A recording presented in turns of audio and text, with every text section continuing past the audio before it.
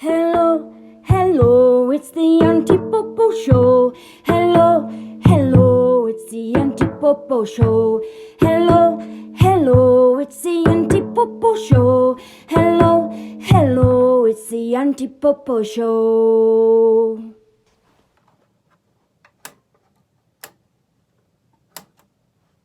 Oh, hello. Hi, everyone. This is an old radio, if you can believe it. This one and this one. And in the old days, a long time ago, they used to not watch TV, but they would listen to stories on the radio and the news and all kinds of things. But yes, the families would get together just like this, and they would sit in front of the radio, they'd push the buttons on, and they would listen to stories come right out of there. And their imaginations were filled with visions and pictures and colors because no one had a TV to show them, so they had to think of everything in their minds. Isn't that cool? Today I found a story called The Fall of Freddie the Leaf, a story of life for all ages by Leo Buscaglia, Ph.D. I thought that this would be a really appropriate story because right here in the front of the book it says, it's dedicated to children who have ever suffered a permanent loss and to the grown-ups who could not find a way to explain it.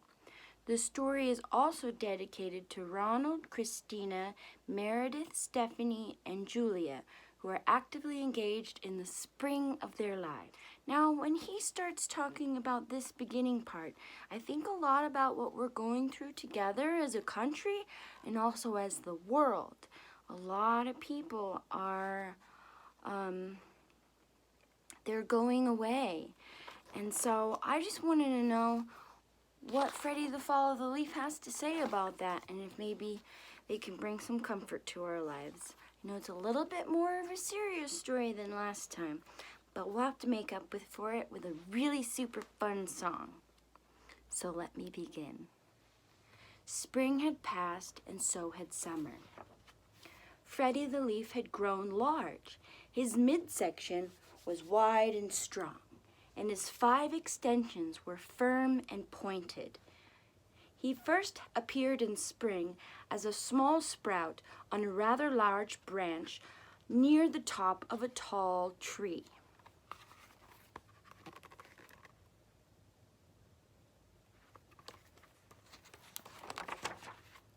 Freddie was surrounded by hundreds of other leaves, just like himself, or so it seemed. Soon he discovered that no 2 leaves were alike. That's kind of like people. And even though they were on the same tree, that's kind of like brothers and sisters. Ben was the leaf on his right side, and Claire was the lovely leaf overhead. They had all grown up together. They learned to dance in the spring breezes, bask lazily in the summer sun, and wash off in the cooling rains.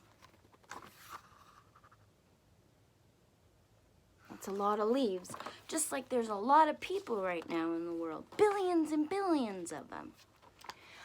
But it was Daniel who was Freddie's best friend.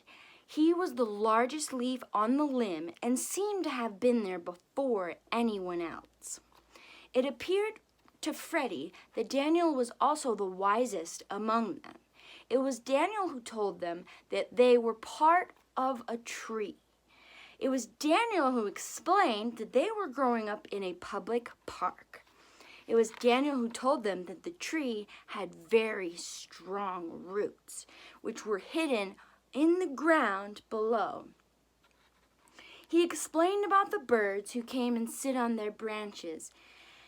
He explained how they sing the morning songs and about the sun, the moon, the stars, and all of the seasons.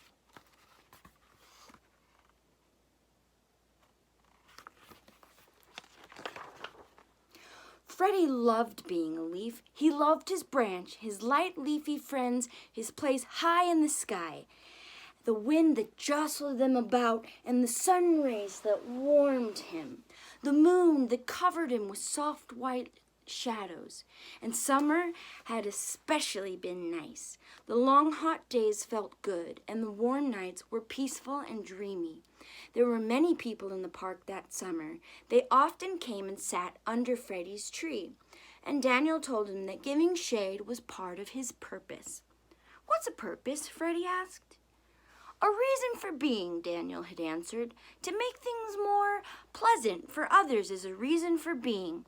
To make shade for old people who come to escape the heat of their homes is a reason for being. To provide a cool place for children to come and play. To fan our leaves, the picnickers who come to eat on checkered tablecloths. These are all reasons for being."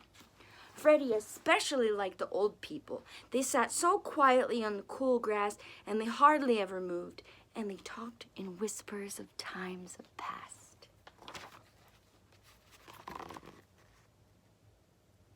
See all those kids? Remember when we used to go outside and play with trees? One day again, soon, soon, soon. The children were fun too, even though they sometimes tore holes in the bark of the tree or carved their names into it. Still, it was fun to watch them move so fast and laugh so much. But summer had passed. It vanished. On an October night, he never felt it so cold, and the leaves shivered with the cold. They were coated with a thin layer of white, which quickly melted and sparkled in the morning sun. Again, it was Daniel who explained that they had experienced their first frost, the sign that it was fall and that winter would soon come. Almost at once, the whole tree, in fact, the whole park was transformed into a blaze of color. There was hardly a green leaf left. Alfred had turned a deep yellow, and Ben had become a bright orange. Claire had become a blazing red, Daniel a deep purple, and Freddie was red and gold and blue. How beautiful they all looked. Freddie and his friends, they had made the tree into a rainbow. "And why did we turn different colors," Freddie asked, "when we're on the same tree?" "Well, each of us is different. We have different experiences. We have faced the sun differently. We have cast shade differently. Why should we not have different colors?" Daniel said matter-of-factly. Daniel told Freddie that this wonderful season was called fall. See? You've seen that before, right? Unless you're real little and this is your first season. You've seen lots of trees change colors. The trees that don't change colors are called evergreen because they're ever and always green, even in the winter.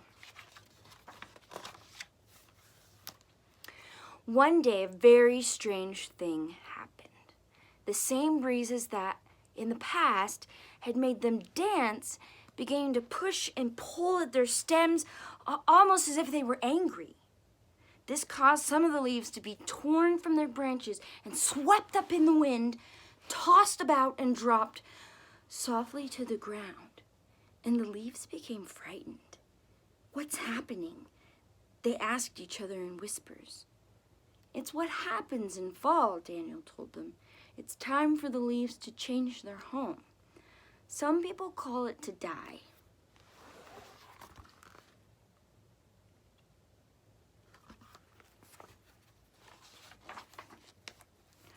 Will we all die?" Freddie asked. "Yes," Daniel answered. "Everything dies, no matter how big or how small or how weak or how strong. We first do our job. We experience the sun and the moon, the wind and the rain. We learn to dance and we learn to laugh. And then we die." "I won't die," said Freddie with determination. "Will you, Daniel?" "Yes," answered Daniel, "when it's my time." "Well, when is that?" asked Freddie. "No one knows for sure," Daniel responded. Freddie noticed that the other leaves continued to fall. He thought, it must be their time. He saw that some of the leaves lashed back at the wind before they fell, and others just simply, they let go, and they dropped quietly. Soon the tree was almost bare. "I'm afraid to die," Freddie told Daniel. "I don't know what's down there." "We all fear what we don't know, Freddie. It's natural," Daniel reassured him. "Yet you were not afraid when spring came and summer. You were not afraid when summer became fall. They were natural changes. So why should you be afraid of the season of death?" "Does the tree die too?" Freddie asked.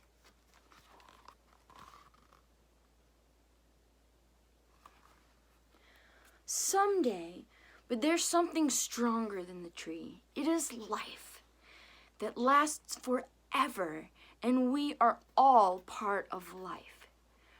Well, where will we go when we die? No one knows for sure. That's the great mystery. Well, when will we return? In the spring? We may not, but life will. Then, what has been the reason for all of this?" Freddie continued to question. Why were we here at all if we only have to fall and die? Daniel answered in his matter-of-fact way. "It's been about the sun and the moon. It's been about happy times together. It's been about the shade and the old people and the children. It's been about colors in the fall. It's been about seasons. Isn't that enough?" That afternoon, in the golden light of dusk, Daniel let go.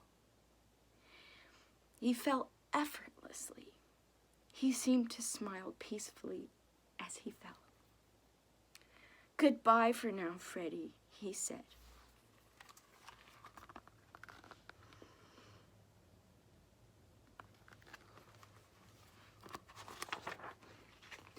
Then Freddie was alone, the only leaf on the branch. Here he is.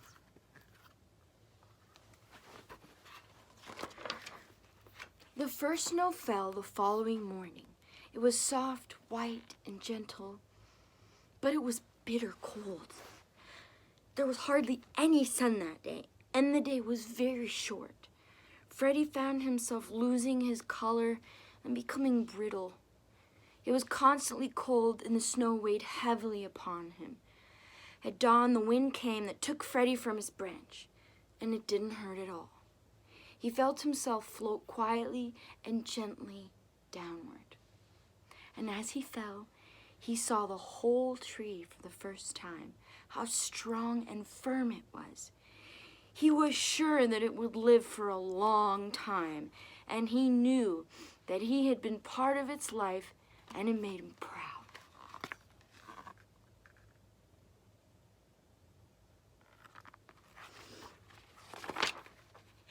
Freddie landed on a clump of snow. It felt somehow soft and even warm. In this new position, he was more comfortable than he'd ever been, and he closed his eyes and he fell asleep. He did not know that spring would follow winter and that the snow would melt into water. He did not know that what appeared to be his useless, dried-up self would join with the water and serve to make the tree even stronger. Most of all, he did not know that there, asleep in the tree and the ground, were already plans for new leaves in the spring. It was the beginning. See, there's even a little bird there. The birds know because they travel all in the spring and winter because they want to be super cozy and warm. Oh, here's a little note from the author. It's difficult to capture the magic of nature, but I feel that those responsible for the photography in the book have done just that. I would like to express my gratitude to all the photographers. Together, we have attempted to share the mystery of Freddie the Leaf. And I think they did a pretty good job of capturing all the pictures of the leaves. It's so crazy, all the seasons that they go through, and so must we as people. And right now, it's the winter, and it's time for some to pass. May we pray for them all, that a wonderful, strong life will continue, and that we will all be a beautiful part of it together. Okay, everyone, now I want us to all pretend that we're getting on an airplane. We're going to fly high into the sky. And we're going to get there, we're going to wear flowers in our hair, we're going to swim with the fishies, we're going to have a great time. Because that's the most wonderful thing about imagination, is that you can go anywhere and be anything, any time of the day. Isn't that great? This is a song that I wrote. I like to call the Hawaii song. I hope you enjoy it.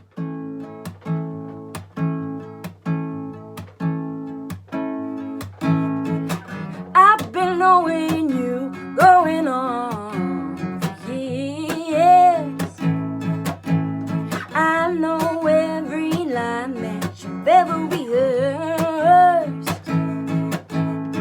I don't mean to be rude, but I love you. Why don't you take me on a trip, fly me out to the Big Island in Hawaii? Show me all your memories so I can love you deeply, my dear. I wanna smell every flower that you ever remember wearing in your hair. I wanna know each melody your sweet mama sang to your ear. Some say love is a battlefield, the battlefield, it's a curse. You say so long as the war's on, the devil ain't won, yeah. I don't mean to be rude, but I'll fight for you. Why don't you take me on a trip, fly me out to the Big Island in Hawaii? Show me all your memories so I can love you deeply, my dear. I wanna smell every flower that you ever remember wearing in your hair. I wanna know each melody your sweet mama sang to your ear. I know I'm not your lady, yeah. God really want to be my man. You know how long I've been waiting. Lord, let us be in your plan. Let us be in your plan. Why don't you take me on a trip, take me on a trip. Whoa, take me anywhere so long as I'm with you, my dear. Why don't you take me on a trip, take me on a trip.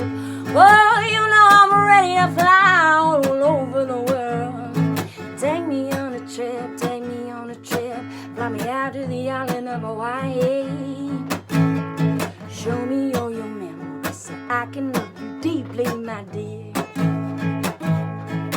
I wanna smell every flower that you ever remember wearing in your hair. I wanna know each melody your sweet mama sang to your ear.